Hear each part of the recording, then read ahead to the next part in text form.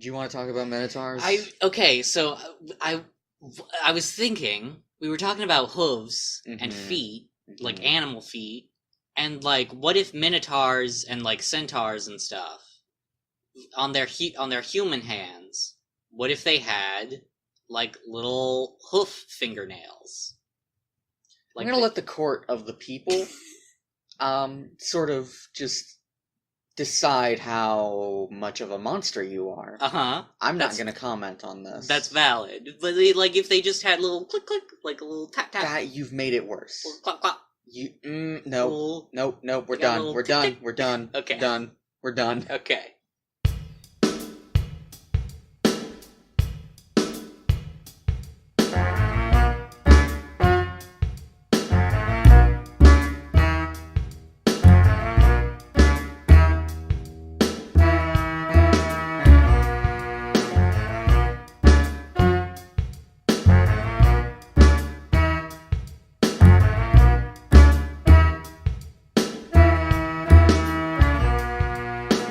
Hello and welcome to Late to School, a Sailor Moon watchcast. I'm Lorena. And I'm Zach.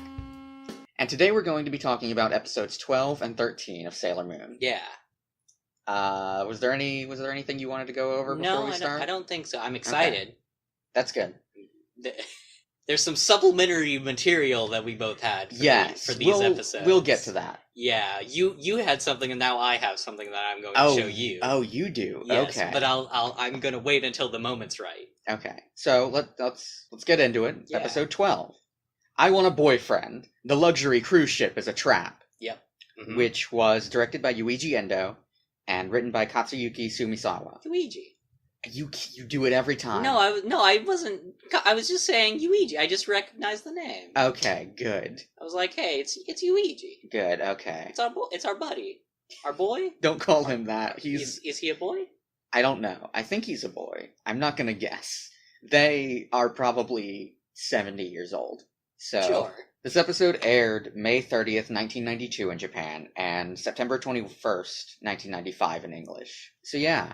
Before we get into the actual episode itself, you asked me specifically to write down the, we don't usually do this, to write down the intro speech that Usagi gives. Yeah. Usually it's, like, a lot of the times it's been the same speech she actually gives right after transforming to whatever monster she's fighting.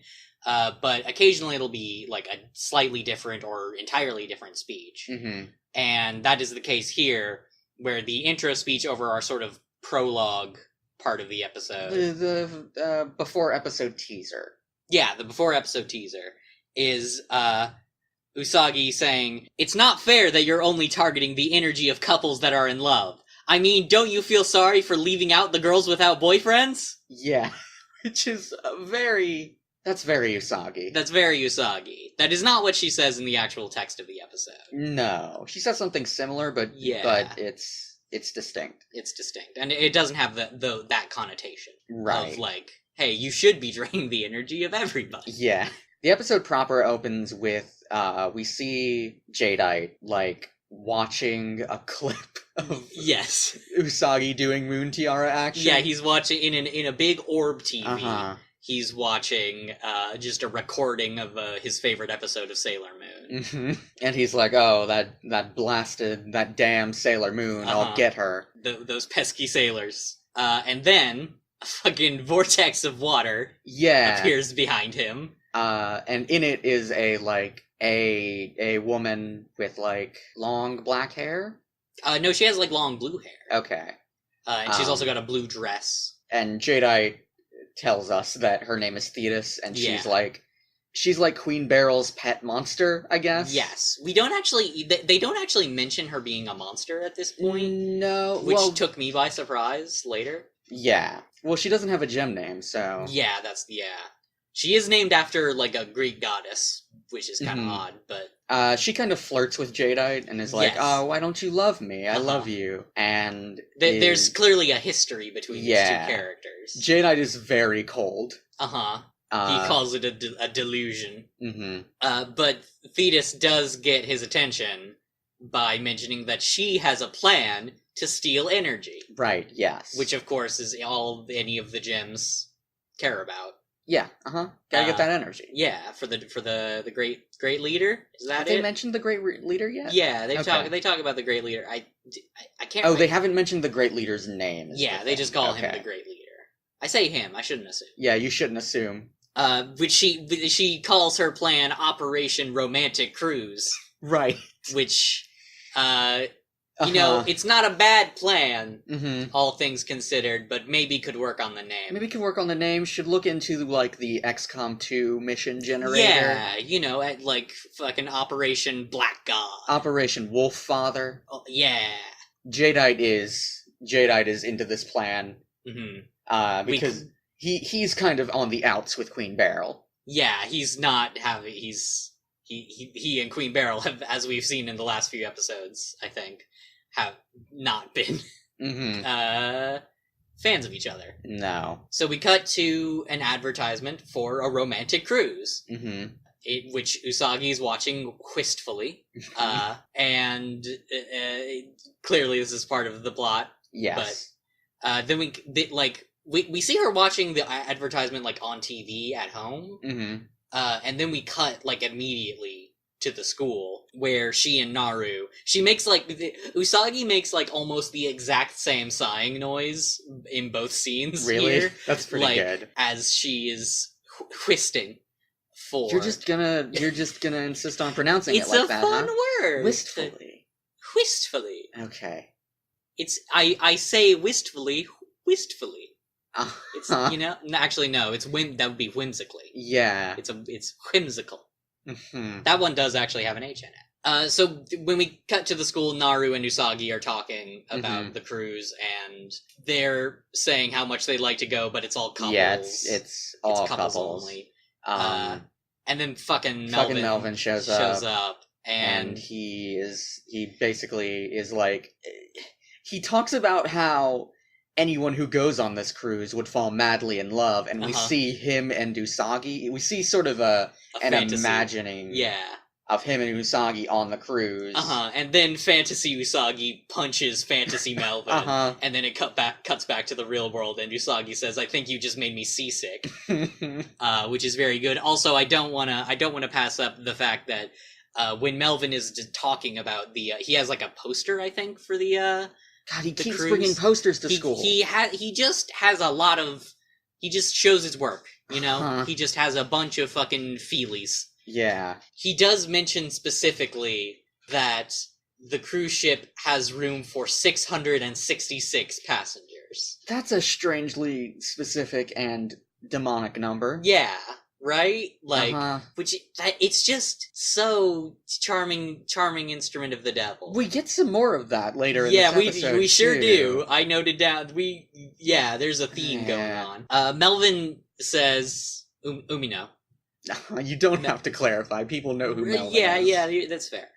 Says that he actually had tickets. Yeah. But Usagi is like, oh, I really wish I could have gone. And he is like, damn. I had tickets, but I gave them to my neighbor.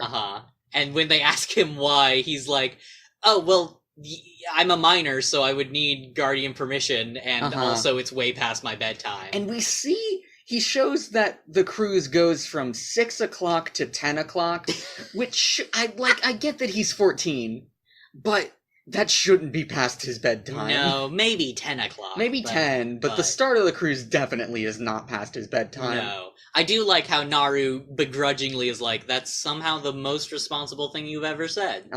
But then Melvin mentions... Melvin or Naru, I can't remember who. I think Naru mentions that the lottery is giving away 2 tickets. Yeah. 2 free tickets. And then Usagi is so excited that her buns turn into stars. And then she just fucking runs out of the classroom. She just fucking books it. I have no idea if this is at the end of class or the beginning. I guess it's at the end because... of a thing we see later when she gets to the lottery. Okay. So we then do cut to the lottery. It's like a little I've never seen a lottery like this before. I think that kind of lottery is specifically a Japanese thing, but I could be wrong. It's like a little it made me think of like a bingo. Yeah. Thing. A little I'm keep making cranking motions with my hand, even though this is an auditory medium. Yeah. It's like a little crank thing, and it spits out a little ball. Yeah, and there are a bunch of balls in there, and if you get the golden ball, you win. This is the point at which I saw something. What did you see? I saw something very important. I fucking spotted a cryptid in this scene. And I need to... So, again, auditory medium, if I can send you this picture to, like, put somewhere, like, maybe tweet it with this episode when we release it, because this image, I need to share this image with everybody. Okay. Because I can't really accurately describe what I saw in this scene, but I need you to just look at this boy that is in the crowd. Let me just turn up my screen brightness real quick. There's a boy in the crowd that he's got a hell of a face on him. He's very excited, facing away from the lottery. Let me see if I can describe this boy. He's a very short boy. Yes, a short, chubby child. He's chubby. He's got his legs are in like a sort of stance. Yes, he's got a wide stance. He's got a shirt with the letter N on it. He's got a blue shirt with a red N. His arms are like retracting into his body, and he has a face like he just smelled something really bad. This is like the visual. If you had a dictionary entry for "Mom said it's my turn to play on the Xbox," this boy would be it. This boy would be the image for it. I love him so much. He just... And this scene, like what you're seeing in this image is all there is to him, because this is one of those parts where, like, the crowd is not animated. No. Like, he's just standing like this for an entire shot. He doesn't move? He does not move. Oh my god. An inch. Okay. He just exists like this. I'm gonna make sure to include this boy somewhere. You have to. I can't not. I love this child. Well, after we see my new favorite Sailor Moon character, we see that Usagi has been trying the raffle for... She's tried the raffle a bunch of times, apparently. Yeah. And she has lost every time. And we see her sort of dejectedly leave the raffle as she loses another time. And she runs into Rei. Yeah. She basically gets like 5 feet away from the lottery before she runs into Rei.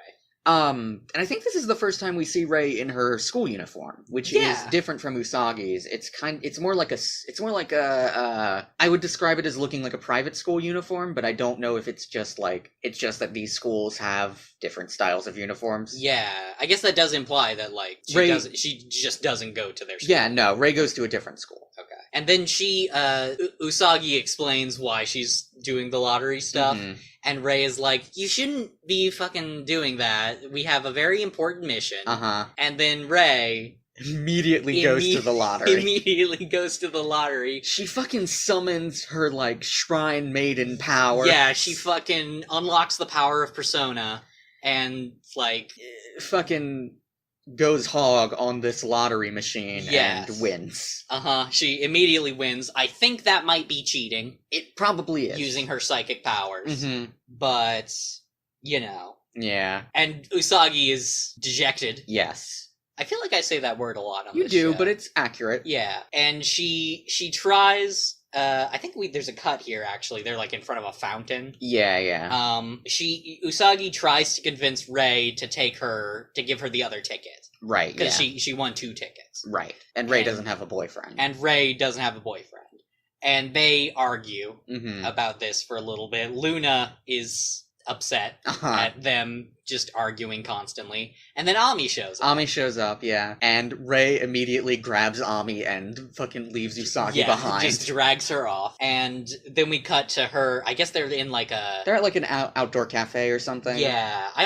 For some reason, I always think every scene in this show is like inside at a mall or something. No. But that's just what Tokyo is like, I guess. It's just the lighting. There's a wide shot as we cut to this scene where we see Rei and Ami sitting together, and like off in a corner we see that Usagi is sitting directly in the table behind them. And Rei is offering to give Ami the other ticket so that they can go on the cruise together. Yeah. Not for the reasons I would want her to be offering Ami the other ticket, but Rei is like, I'm gonna go and I'm gonna find a boyfriend on this cruise. Although, of course, as we have established, Ami is Arrow Ace. Right, and she is not interested. Yeah, she's also not interested, but she's going along. She's going along with it. She literally says, like, wouldn't it be better to give Usagi the other ticket since she actually wants to go? Yeah. But Rei convinces her. Yes. Usagi is spying on them through a fucking hedge. And she's very upset, and Luna is there, and she's also very upset at Usagi, and wishes she put this much effort into, her mission. And then we cut to the cruise. Yeah. We cut immediately to the cruise. The pacing in this episode is a little weird. We see Rei and Ami in, like, the crowd getting onto the boat. They've both got, like, nice dresses on. Usagi, we see Usagi sort of... She's not in the crowd getting onto the boat because she doesn't have a ticket. She's behind, like, some shipping crates. Yes, she's trying to sneak in with Luna. She's also... I should point out her outfit in this scene. I don't know if you noticed this outfit, because you pointed out their non-school outfits before. Yeah. But this time I really noticed. I think this is the first time we see this outfit. Yes. She's got like a green button-up shirt with what we later learn at least is a denim jacket. I think it's pretty obvious. Yeah, it just looked like a paler green jacket to me at first. Sure. But yeah, it's a jean jacket. And then like a yellowish skirt, and it's a very good look. It's a pretty good look. I love the button up with the jean jacket, just good. By Icon. All of the casual outfits in Sailor Moon are always good, and we'll see a lot of those. Yes. Luna is basically like, hey, you can't get on, you don't have a ticket. And Usagi is like, oh, don't worry, that's what I have this for, and she pulls out her disguise pen, and Luna is scandalized. Yes. Because that's supposed to be for superhero shit. But Usagi is nonplussed. Yeah. And decides... I feel like we've used a bunch of adjectives that we use a lot in the past few, like, dejected, scandalized, nonplussed. Yeah. But anyway, Usagi turns into a hot or gorgeous? I believe beautiful photographer. A beautiful photographer. She's got her short hair again in this one. Yeah, so she always... Aside from her punk rock look... Yeah. It's interesting to me that she always has much shorter hair when she transforms. Yeah. I have to wonder if that's something, like... Because, like, for little girls, cutting your hair is a big thing. Yeah. And Usagi has very long hair. Yeah. Which, like, she can't have had many haircuts in her life if her hair is that long and she's 14. So that's interesting to me. I wonder if that's just a sign of how Usagi views maturity. Yeah, maybe. That would make sense. It also, like, it does bring me into, it does make me question, like, if, because she's always mentioned, like, it's always with an adjective, right? Beautiful, gorgeous, like, hot. And if that's how she looks every time, like, is that just how she views... Does she think she looks more attractive like that? And if so, why doesn't she cut her hair? Well, because she's a young girl, and cutting your hair is, like, a big thing. That's fair. And it is a thing you have to ask your parents for. Oh, yeah. And I can understand that there would be an anxiety around that. Yeah. Especially given, or I guess not. I don't know, Usagi's mom seems like the type to be like, well, why do you need a haircut? Yeah. But anyway, Usagi changes into a photographer.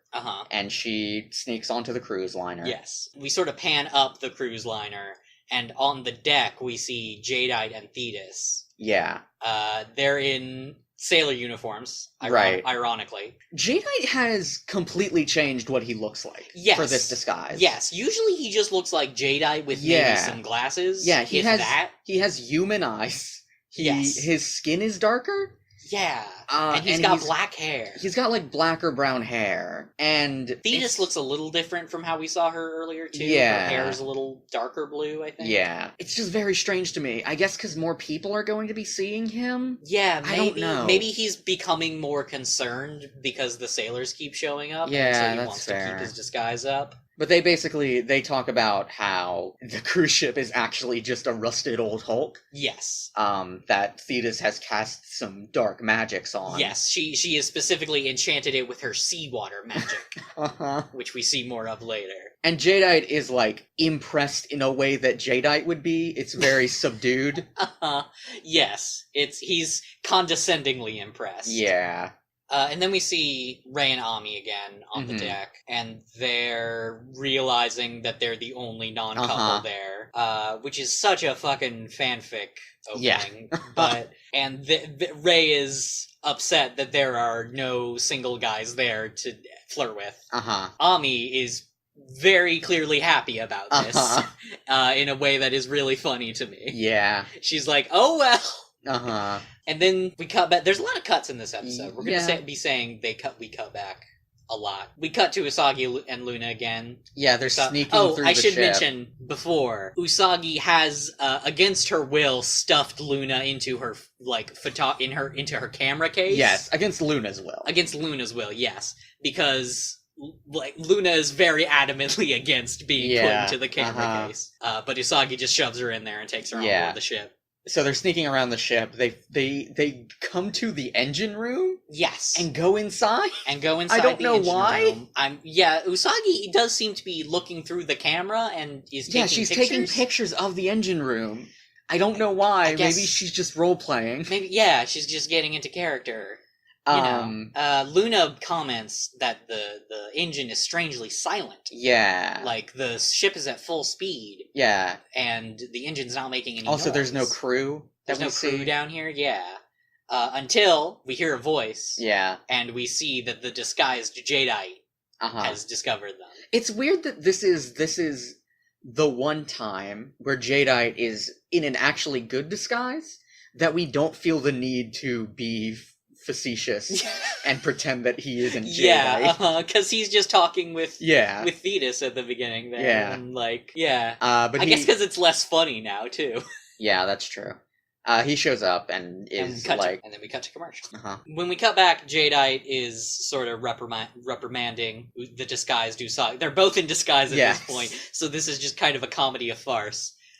He's reprimanding her, and she's like, "Oh, he's so hot." Yes, which I don't understand Usagi's taste in men. He's kind of hot in this form. In this form, maybe he's kind of hot in this form. Usagi's in love, like, she's got hard eyes for him.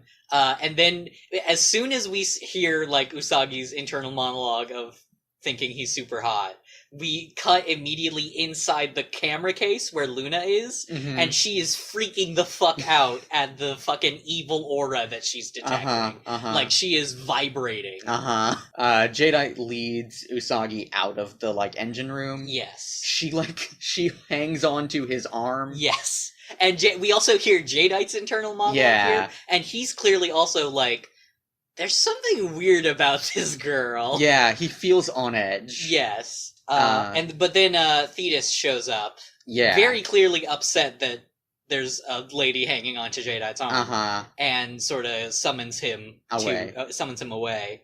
We also hear Usagi, like, thinking as she's holding on to Jadeite, like, oh, is this... I'm in love. She's just, like, ruminating on her intense attraction to this ship man. To the ship man. And he's like, oh, thank God, I need to get away from this girl.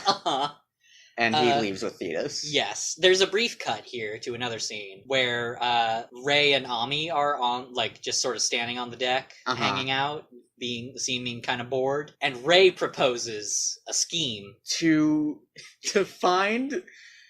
She says that there must be couples that are on the outs on the ship, and she and Ami should go look for guys who have recently been dumped, and fucking snatch them on the rebound.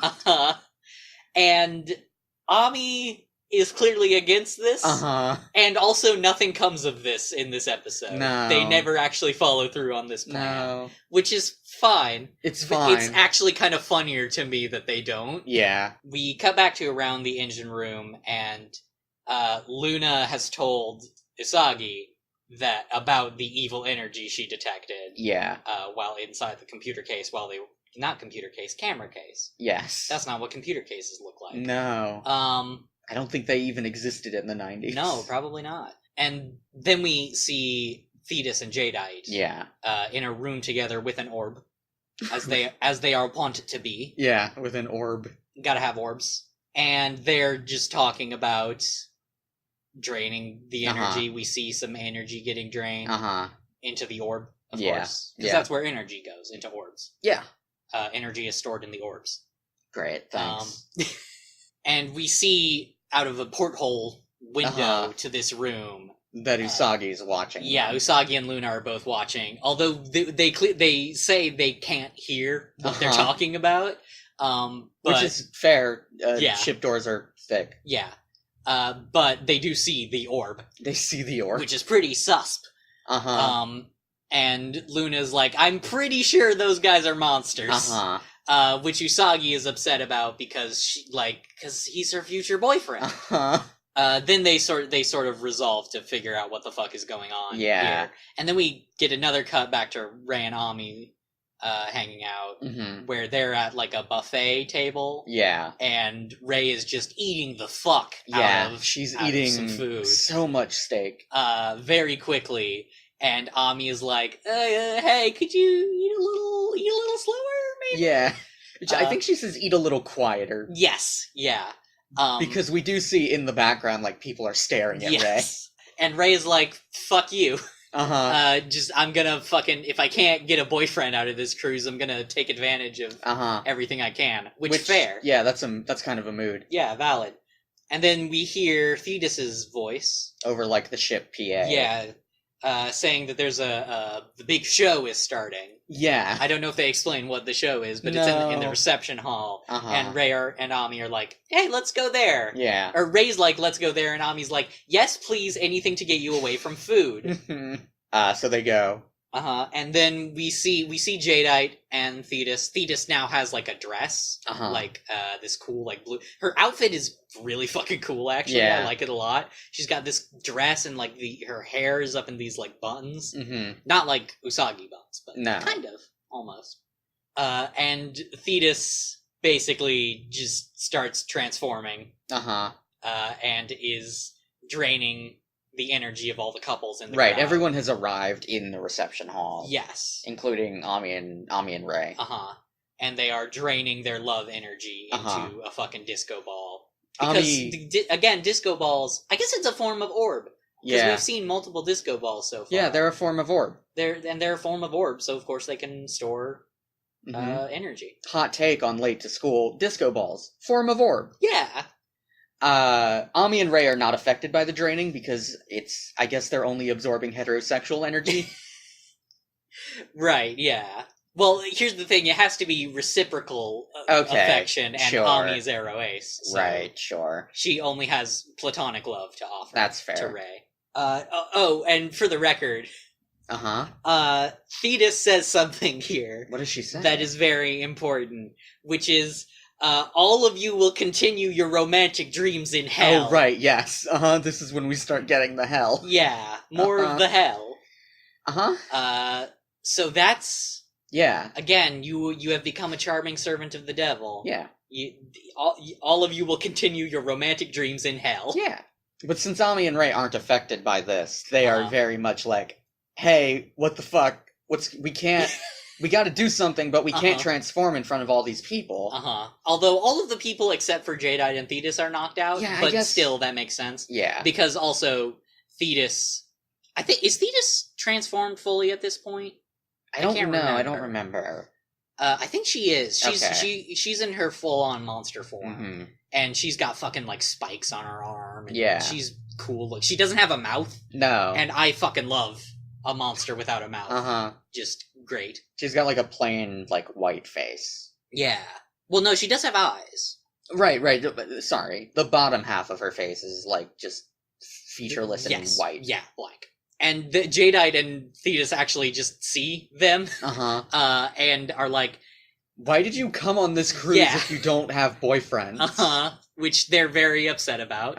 Also, Jadeite is upset with Thetis because she fucked up, kind of. Yeah, here. she didn't account for this contingency. But then the fucking crew turns into weird water monsters and corner Rei and Ami.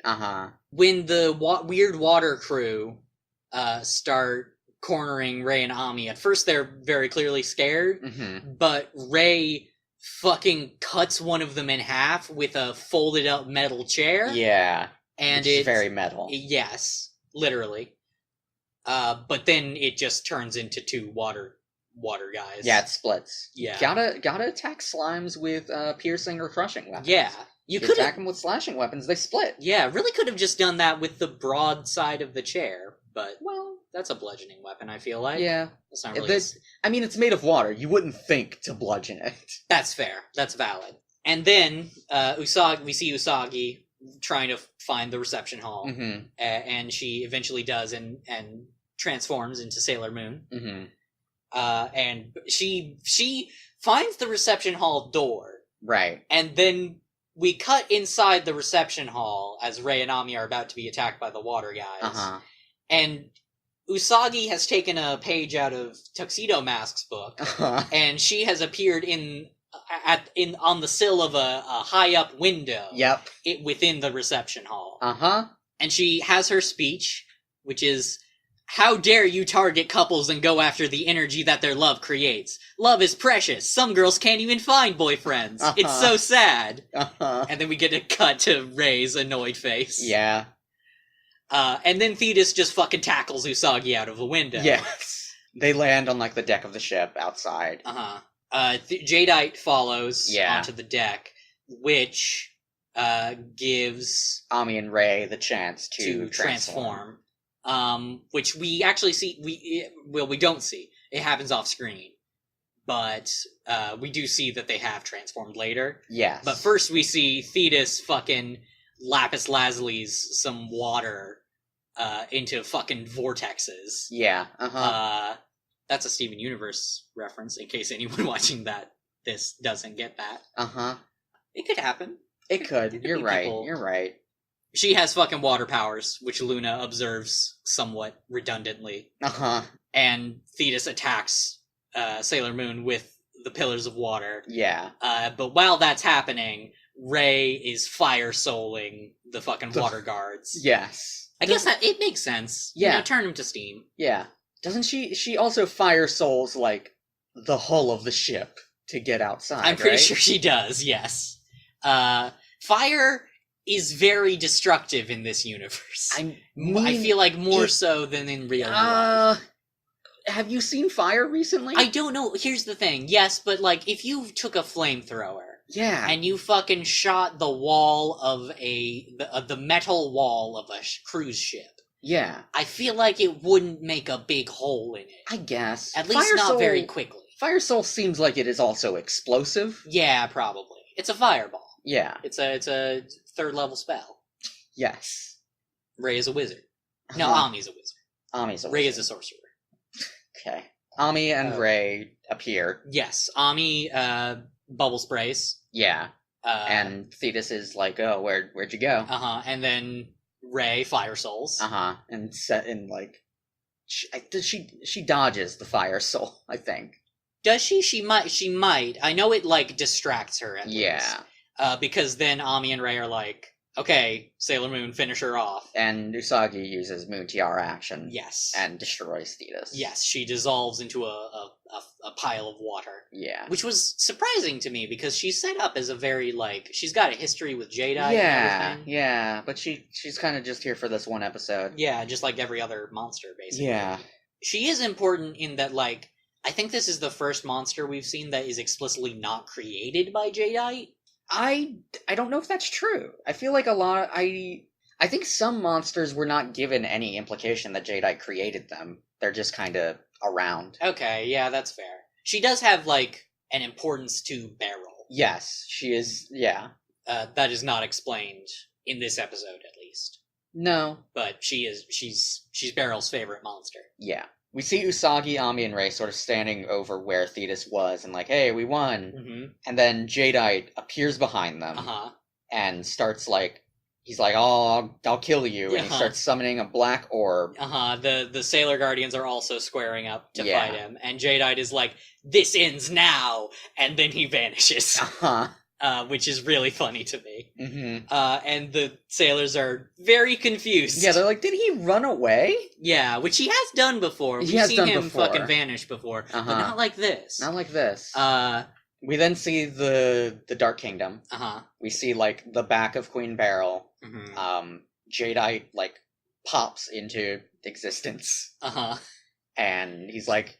He's like, hey, why'd you fucking pull me back? And then Beryl says, you used my precious monster Thetis without my permission, and thanks to your incompetence, she's now been killed. And Jadeite tries to explain that, no, it was Thetis' plan all along. And Beryl was like, no, fuck you. she says, I'll hear your excuses at the palace. Which is funny to me for reasons we'll get into in the next episode. Yeah.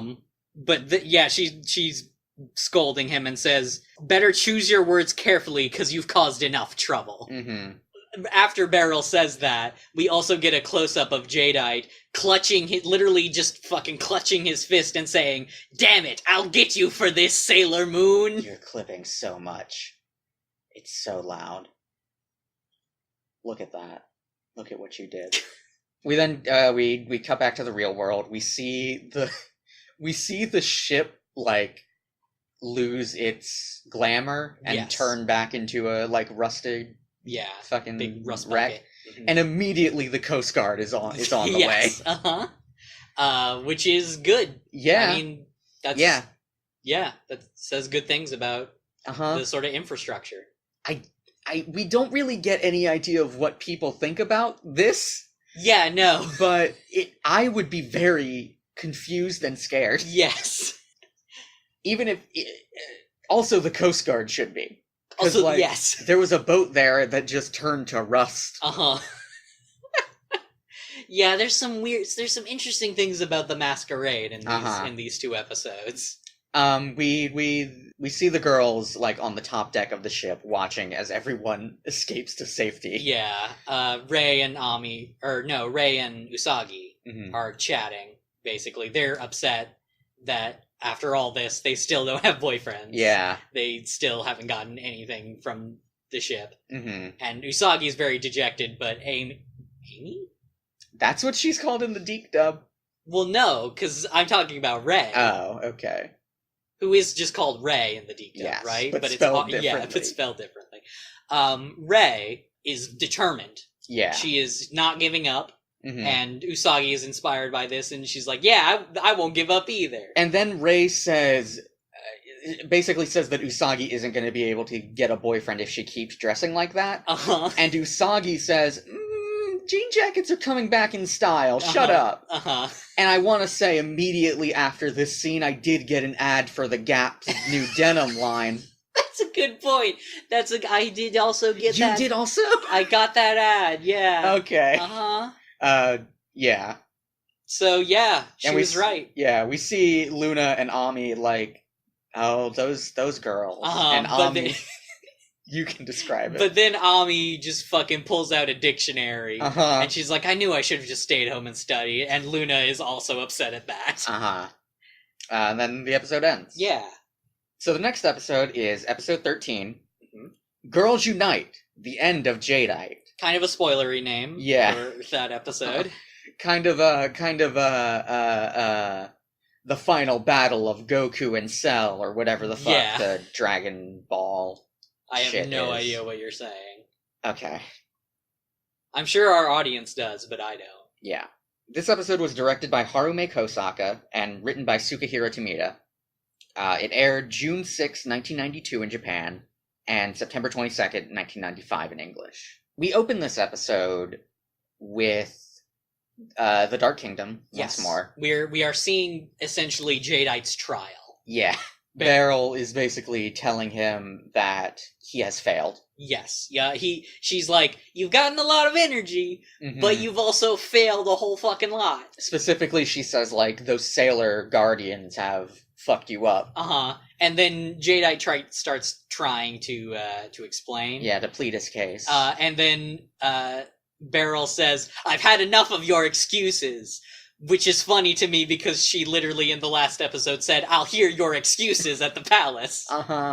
And Beryl says that if Jadeite has to defeat the Sailor Guardians once and for fucking all, or else he will be subjected to the sentence of eternal sleep. And we hear, there's like a crowd behind Jadeite watching this trial, and we hear them mumbling like, the sentence of eternal sleep? Eternal sleep? Eternal sleep? Oh. Yeah. And it's very funny. And then Beryl explains what eternal sleep means, basically. But we get the idea. Yeah, and Jadeite is horrified. Yes. And resolves to not fuck up this time. Yeah. We then cut to, we see Usagi in her bedroom. Yes. Looking at the constellations. Yes. She talks about, Virgo? No, Cygnus. Sagittarius. The constellation of the new Ford Fusion. Have we talked about this? We have not talked about that on this podcast. Oh, we need to talk about that, don't we? I guess there's not much to say. There's a Ford ad. Yes, there's a Ford ad based on this scene. Based on this scene, this dub, with, like, Stephanie Sheh. And Michelle Ruff as Luna. Talking about the Ford Fusion. Yes, in Usagi just sees the constellation of the Ford Fusion in the sky. Yeah. The real thing in this scene is that she sees the constellation of Matoki. Yes, which is also not there. No, and she also sees the constellation of Tuxedo Mask, and is like, oh, what if they were the same guy? Yeah. And Luna is like, don't worry about it, because neither of them care about you, and also your crushes are meaningless and temporary anyway. Which Usagi doesn't seem to pick up on. Yeah, no, she is unfazed. She just keeps going on about how much she loves Matoki and Tuxedo Mask. And wishes they were the same person. She says, like, what a flirt I've become. Yes.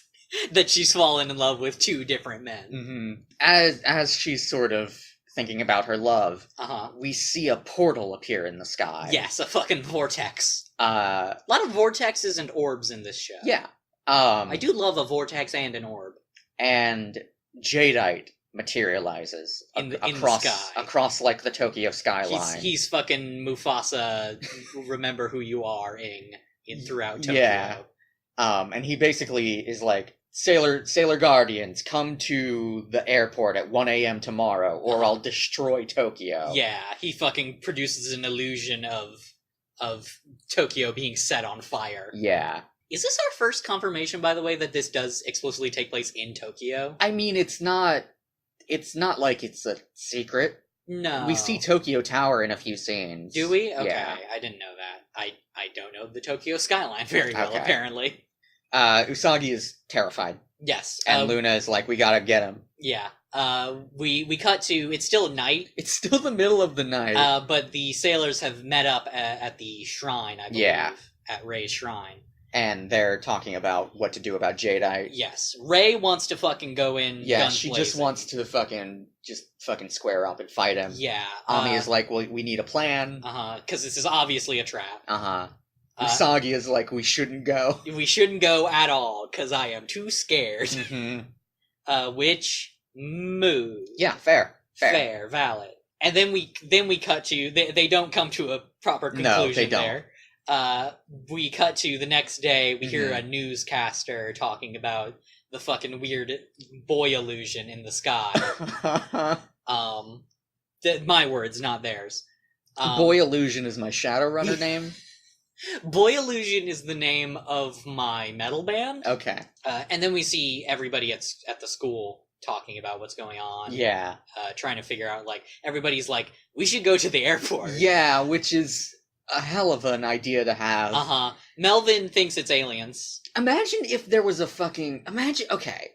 This is essentially, there was a terrorist threat. And all the kids are like, yeah, we should go. Which is fucking wild. Yeah, you're right.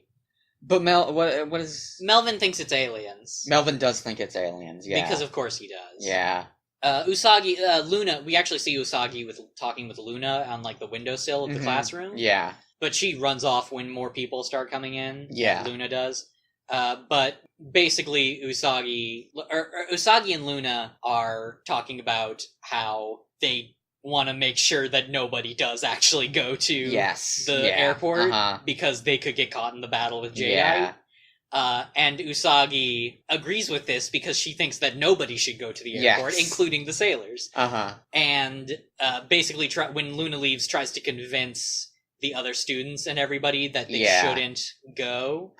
This is about the time Miss Haruna shows up as well. Miss Haruna shows up, hears Usagi telling everyone to stay home and study. Yes. And is like, what happened to the Usagi Tsukino I know? She checks to see if Usagi has a fever because she's speaking so sensibly.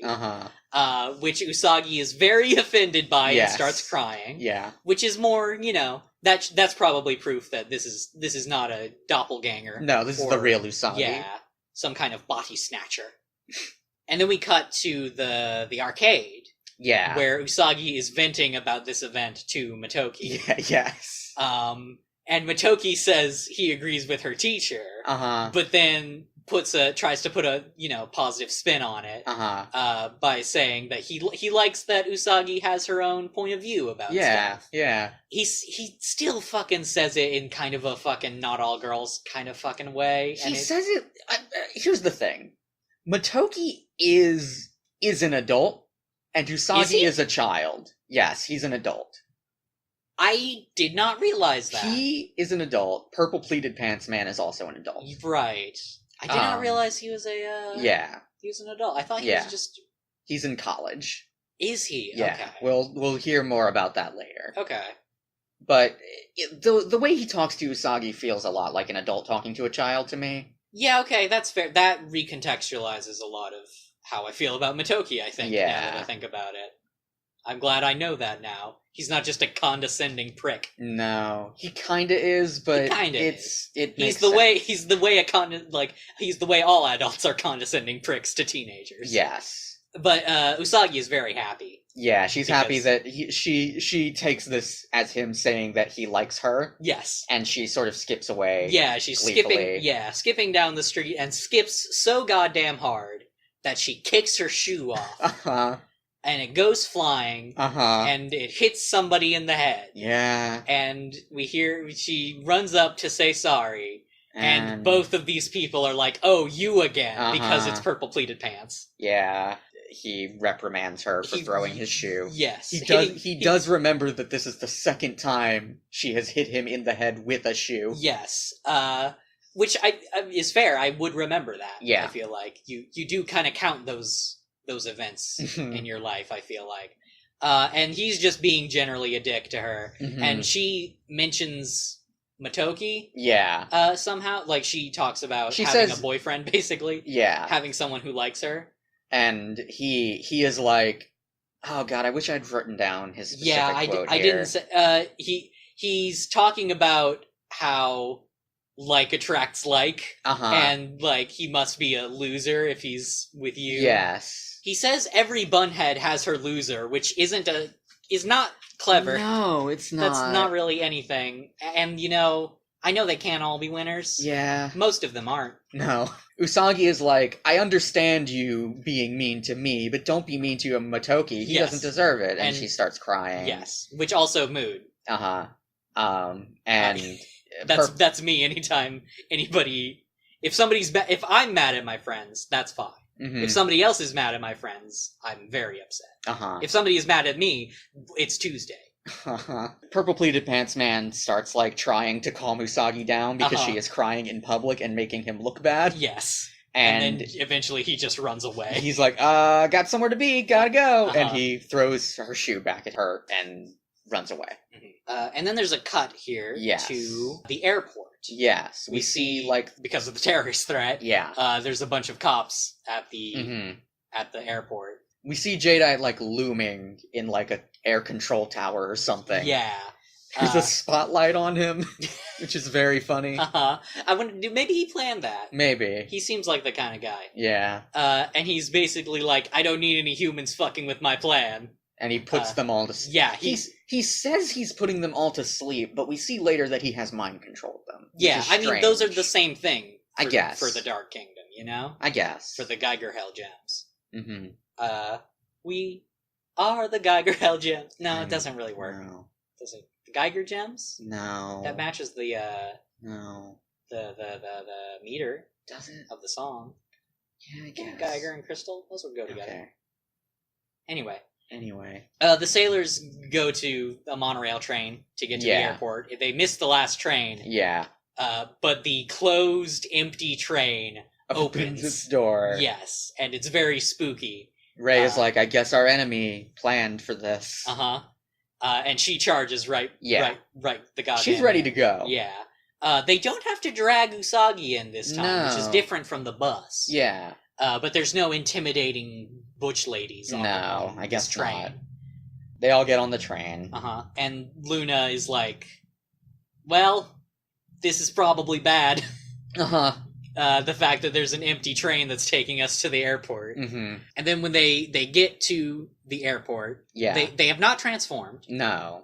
They are sort of sneaking around the airport and see all the cops, which are awake. Yeah. We see now. And then a bunch of cops spot them. Yes. They sneak up behind them. Yeah, The cops sneak up behind them, and Ray's fucking psychic powers tell her that they're behind them. And the cops start trying to attack them. We see that the cops have, like, glowing red eyes now. Yes. And the girls start running away. Yeah. Usagi is very upset that they're being attacked by police officers, and says, what is wrong with our government hiring people to attack innocent young girls? Yeah. Which, fair. All cops are bastards. Especially these weird monster cops. Yep. And then we get the commercial break. Yeah. Which is just a fantastic part to... good commercial break line. And when we cut back to the commercial, the sailors are still running from the cops. Yeah. The sailors and Luna. Luna's there too. Yes. But Ami figures there's something not right here. Yeah. They've run all the way into, like, the fucking, like, runway. Yes. Ami brings up her fucking scouter. Well, no, because this is the point where they transform. Oh, right. Now, yes. Ami transforms, and then Rei transforms, and then Usagi says, seriously? Am I seriously the last one to transform? And then transforms. Ami brings out her scouter at this point. Yes, and her little computer. Yeah, and she starts scanning them. We get another RoboCop reference. Is it? Yeah. Oh, man. It's the same text that was on the computer in the last one. Oh, was it? Yeah. I thought it was different. Okay. And it's like arrest mode or something. And I don't think it said arrest mode in this one, but okay. It said something about like Hanakawa or something. Oh, that's a different reference. That's also a reference to something. I forget what it is. Okay. Huh. But she figures out that the cops are actually clay golems. Yes. Which okay. I guess. And they're like, Rei is like, then I guess we don't gotta go easy on them. Yeah. And just incinerates them. Yes. Which Usagi then responds to with, wow, Sailor Mars, you're so awesome. And Rei is like, I know. Which, yeah, that's fair. I like that there are these moments of camaraderie between Rei and Usagi. Like, Usagi is still very clearly in fucking love with Rei. They just bicker. Yeah. Jadeite appears on the roof. Right, yes. And he's like, hi. Yeah. He's basically just like, hello, Sailor Guardian. Yeah, you finally arrived. And also, I know your true identities now. Right, yes. Because I saw you transform.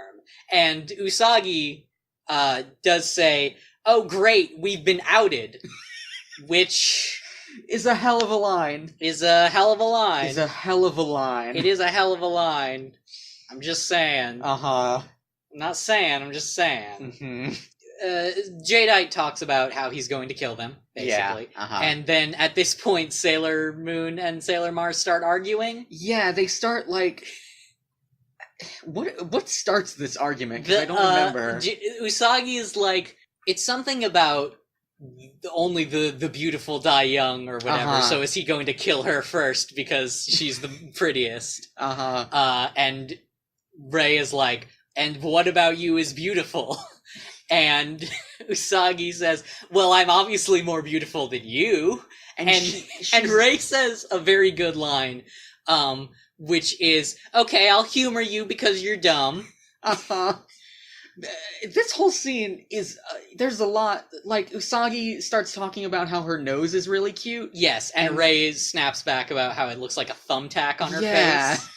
And Ami's like, hey, y'all. Yeah, there's a bad guy here about to kill us. Maybe we shouldn't do this now. And then Jadeite does say, I'll send you 3 pathetic kids to the depths of hell. Yeah, So there's just a lot of sending people to hell in this episode. Yeah, I guess. In these 2 episodes. Yeah. And then Jadeite sicks a plane on them. He sort of ensorcels a plane. An entire, like, a large cargo plane. Yeah, and it starts driving... slowly. Driving? You start, driving, because it's not flying. No. It's just kind of... rolling across, very slowly. Towards them. And they start running away. Yes, they're very scared of this very unmaneuverable, large... I mean, it's big. It is big, but it's moving so slowly. It's moving pretty slowly. The parts of the that could actually run you over, which are the fucking wheels that come down from the I forget what those are called. The landing struts or something? Yeah, the landing gear. Are so small compared to the rest of it. I guess. You could just sort of run around them. But they just kind of run in a straight line away from the... The plane is slow, but we do see that it is faster than the Sailor Guardians. Yeah, that's true. And there's also 2 of them. We see. Eventually Another appears as they're running from the first one. My thought was going to be, Tuxedo Mask is driving that one. But no, Jadeite just ensorcelled 2 planes. Yeah, As one does. They're cornered by the planes. Near the ocean. They're running out of runway. Running out of runway. And Rei suggests that she fire soul them. Mm-hmm. Because, as we have seen, she can cause a lot of fucking damage with her explosive fucking grenade blast. And Luna is like, don't you know how expensive planes are? Yeah. Which is a hell of a thing to say when their life is in danger. Yeah, Luna, like, I think it's worth maybe. I think it's maybe worth a bit.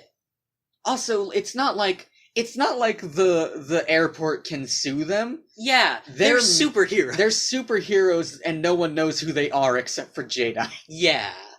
And, like, also, the girls are just immediately like, that's how much it cost? Okay, we shouldn't do that then. It's not like there's people in the plane. No. If there was, like, people in the plane, then, like, don't fire soul it. Or if the reason was, hey...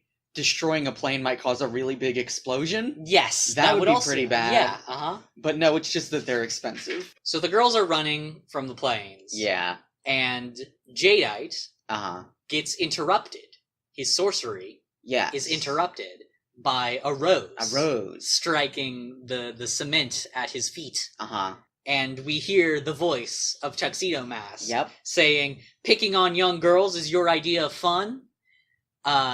And I don't know why, because we don't really know that much about Tuxedo Mask. No, not much. As a person, but I feel like for some reason when he said that, my brain said you hypocritical son of a bitch, but I can't figure out why it would say that. Yeah, it's very strange. I don't know why my brain would think that. It's not like we've seen Tuxedo Mask picking on young girls at all. No.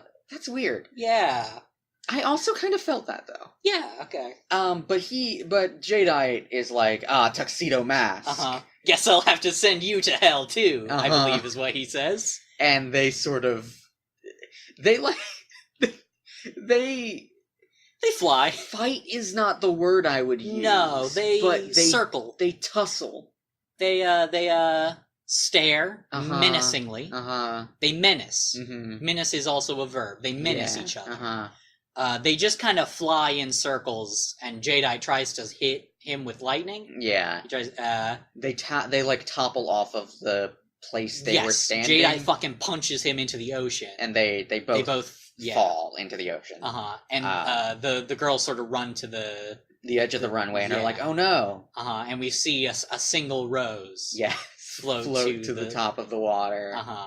And then Jadeite arises from fucking T-posing from the sea, glowing for some reason. And all the girls are upset because this means what happened to Tuxedo Mask. Yeah, exactly. Do you have Jadeite with Jadeite? I have the entirety of this scene. Okay, please basically just quoted verbatim. Just read it. Because every line is important. What Jadeite says when he arises from the ocean after seemingly having defeated Tuxedo Mask in the water. Which, by the way, convenient way to not animate their fight. Your last hope, Tuxedo Mask, is dead. Go on and cry. Do you need a man to do everything for you? Women are such shallow, useless creatures. Yeah. Which is a little heavy. A little heavy. A little heavy-handed. A little over the top for him. I guess this is Jadeite has gone, he's so far over the edge at this point that any pretense of anything is just gone. Yes, this scene feels a lot like a culmination of a lot of the themes we've talked about in the show so far. Yeah. Particularly the girl's response to Jadeite. Which is incredible. I wish I remembered it specifically. Okay, I have written it down verbatim. Okay. Mars says, "Only old-fashioned idiots like you still believe that nonsense. Those days are long gone." Mercury says, "You've got that right. Denigrating women is a relic of the feudal age." And Sailor Moon says, "Down with discrimination." Yes. So, I want to say, the Deke dub, the original English dub for this show, did a lot of censorship. Some of it is very famous, like changing some characters we'll meet much later in the series, who are a lesbian couple into cousins. But this scene was also censored. Yes. I did send you a link to a video of a comparison. Which I did watch. So, I didn't write this down verbatim, but in the Deke dub, they removed all of it and just made it like Jadeite's like, haha, I've killed Tuxedo Mask and now I'll kill you. And the girls are like, no, we'll beat you, Jadeite. And it has none of the gender stuff. It has none of the gender stuff, they censored feminism. Yeah. Which is wild. Which is wild for Sailor Moon. Yeah. Also, hey, Jadeite's fucking voice in that Deke dub. Oh, it's bad. It's incredible. It's really bad. It's profoundly Also, bad. I don't know if you noticed, they call him Jadeite. They do. I did notice that. I did notice they call him Jedi, which is not anything, I don't think. All the voices in the Deke dub are bad. I don't know if you heard Old Lady Luna and British Ami. I did. I didn't notice British Ami, but They're bad. It's bad. Yeah. Also, I think Naru has a Brooklyn accent in that. That sounds good, actually. It's okay. But anyway, yeah. It's heavy-handed. It's heavy-handed. Sailor Moon does literally say down with discrimination. Yes. This is a children's show. This is a children's show, and it was the 90s. Yeah. And it's still pretty good. It's pretty okay. It's still pretty okay. It made me feel some kind of way. Yeah. Which is okay. Its heart is certainly in the right place. Yeah. And again, culmination of the themes of the show.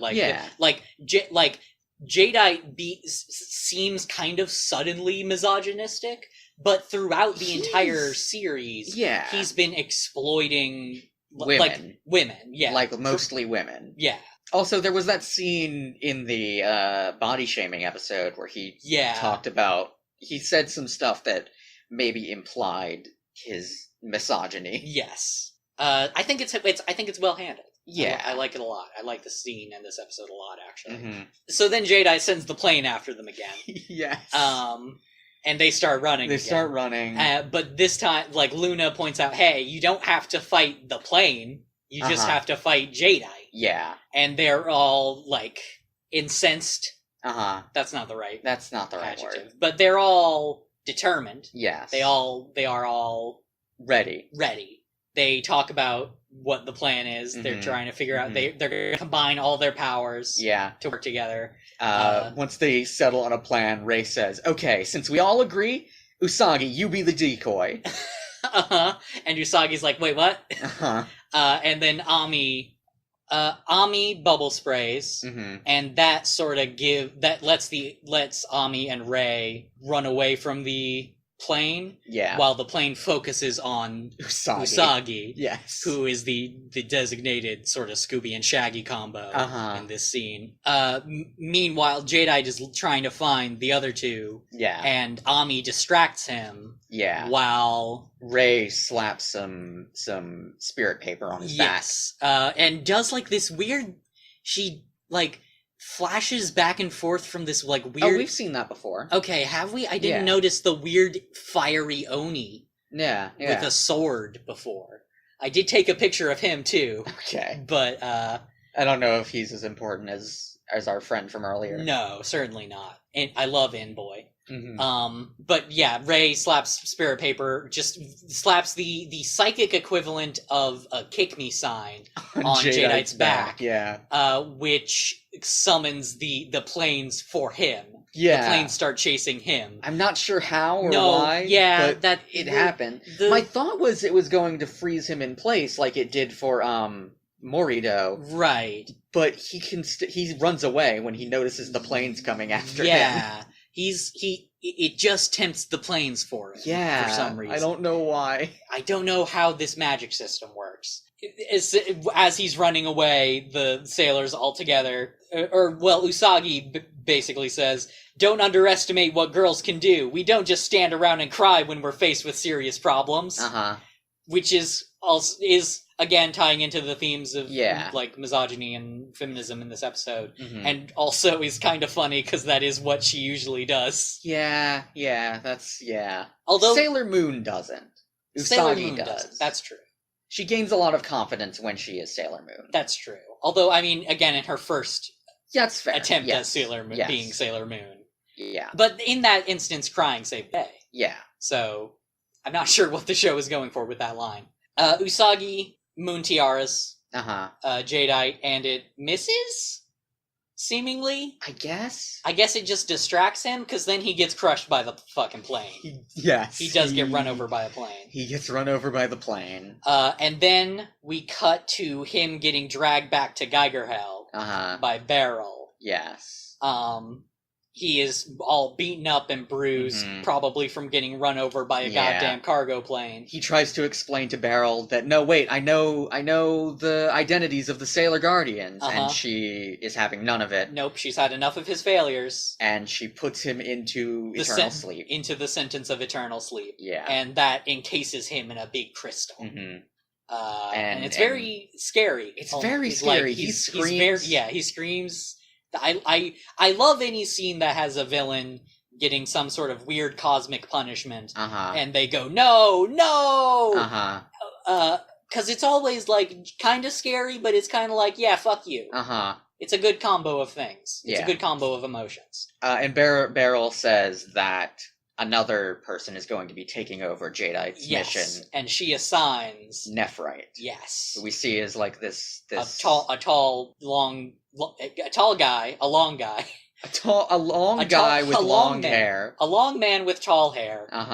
He doesn't have tall hair. He has brown. He has long brown hair, and he is Nephrite. He's our third gemstone named character. Yep. So we know he's important. Yep.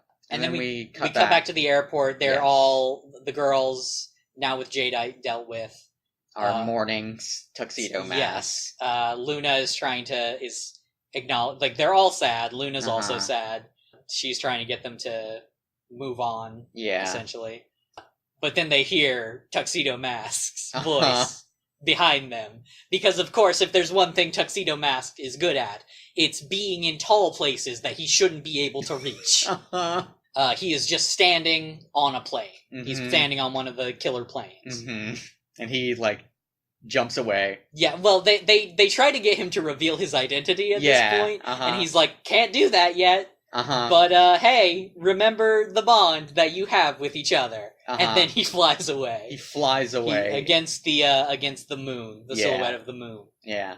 And that's the end of the actual episode. And then, next time on... Yeah, the next time on is there's a tennis coach. There's a super hot new tennis coach that Usagi is super into. Mm-hmm. Also Naru, I think. Yeah, who happens to be a long, tall man with long brown hair. And Luna...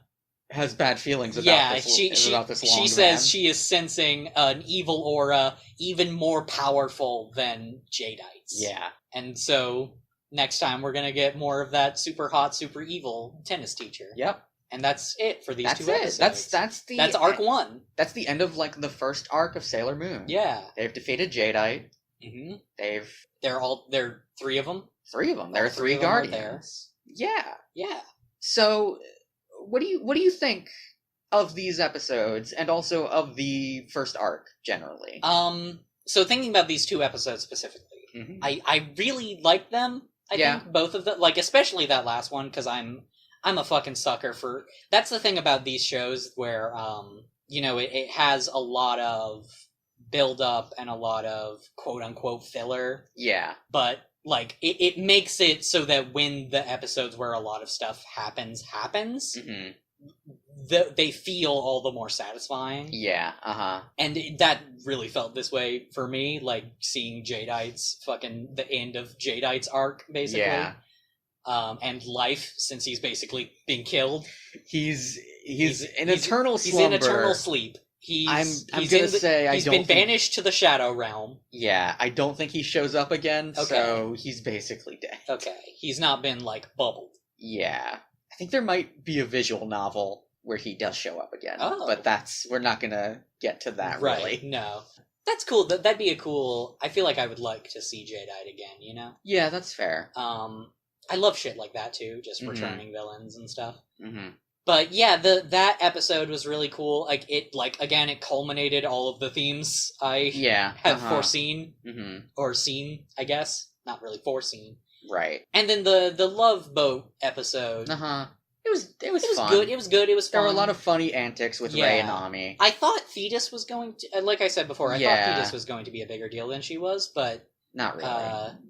I'm curious to see if we get any more information about her, or just I know we're going to get more stuff about Beryl. Right. I wonder if learning stuff about Beryl will tell us anything about maybe indirectly. I don't know if they ever mentioned Thetis directly again, but maybe indirectly we'll figure out stuff about Beryl that it illuminates what Thetis' whole deal was. Okay. And we've got a new gem. Yeah. And it's a gemstone I've actually heard of before. You've heard of Nephrite? Yeah. Okay. So I don't know if it's obvious before this point, but this does sort of confirm that there are other gems. Yes. Beyond Beryl and Jadeite. Right. I assumed as much, considering there's 2 of them named Beryl and Jadeite, and they don't seem to be related necessarily. No, they're part of the same faction. Yeah. But I figured there were other gems, and I'm just so curious what the fuck their deal is. Yeah. Any thoughts about this first arc as a whole? Oh, right, the first arc as a whole. Again, not anything new, I guess, that I haven't talked about before. Because again, just it's about what I thought it was about, essentially, which is teenage girl anxieties.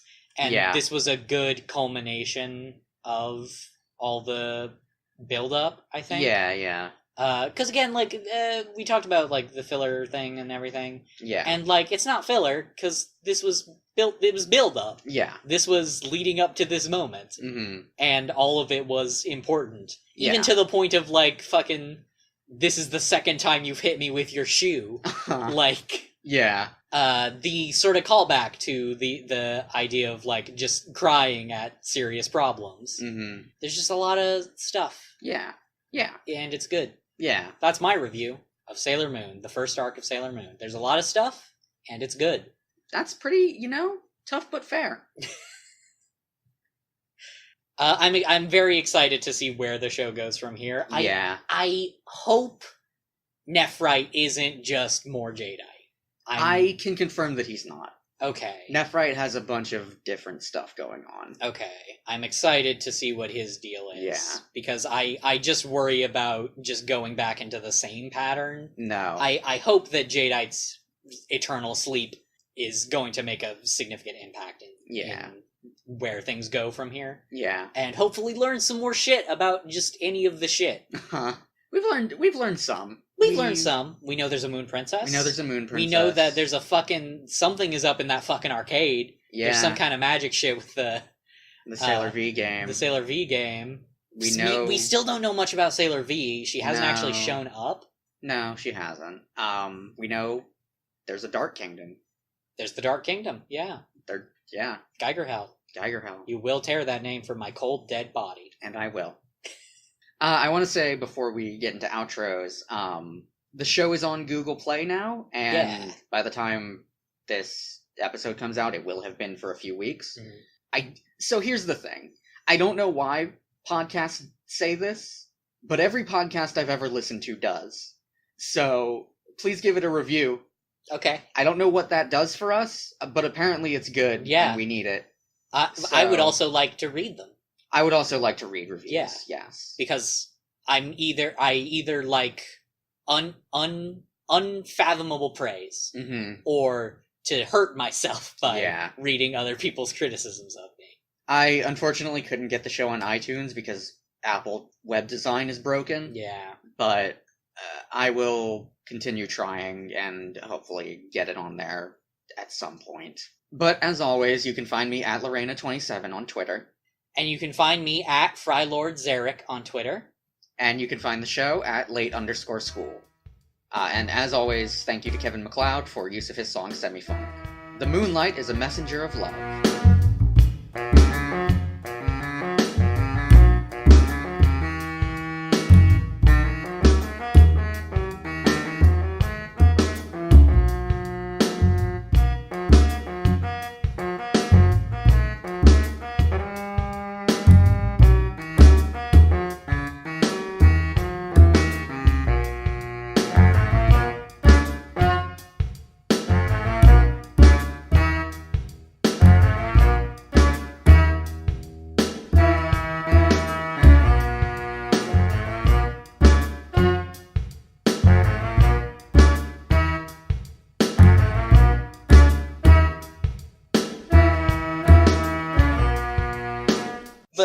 But like minotaurs, though.